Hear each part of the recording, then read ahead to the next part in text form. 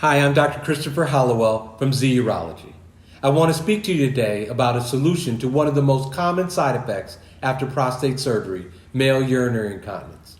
Male urinary incontinence is the involuntary loss of urine requiring daily use of sanitary pads or, in severe cases, adult diapers. This embarrassing condition can be the cause of significant reduction in one's quality of life.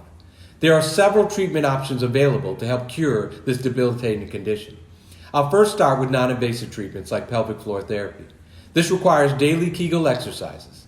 This only works if you have a motivated patient who has a very small amount of daily leakage and is willing to do the exercises properly and consistently on a daily basis. Typically, patients who require more than one pad per day will not be dry with this type of treatment. Another non-invasive treatment is the use of a penile clamp. A penile clamp is a device similar to a clothespin that clips across the penis, constricting the urethra and preventing loss of urine. You must remove and replace the clamp in order to urinate. This only works for patients with a minor amount of daily leakage. And most patients find this device to be extremely uncomfortable. Because of the discomfort, many patients are unlikely to use this consistently long term. Surgical options include urethral bulking. Urethral bulking uses a substance that is injected into the sphincter muscle to plump it up and restrict urine loss. Just like Hollywood women who get their lips injected, this was originally invented in urology. There are several substances used over the years, and typically the treatment only works for patients with less than one pad per day leakage and can last up to 5 years. Afterwards, it may need to be re-injected. Fun fact is that I work for the man who invented this type of treatment. For severe leakage, I can implant a device called an artificial urinary sphincter.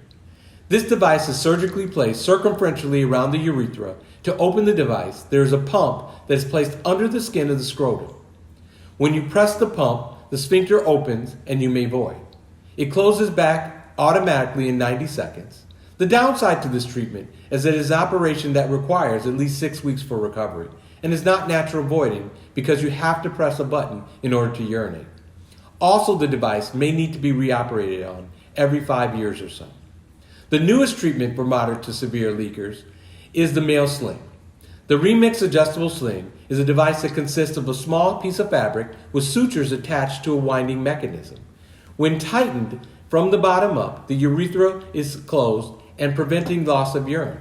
A bonus to this type of treatment is that it can be readjusted in the future if leakage reoccurs. It also provides for natural voiding, eliminating pressing a button in order to urinate. I've treated hundreds of patients over the years for male urinary incontinence.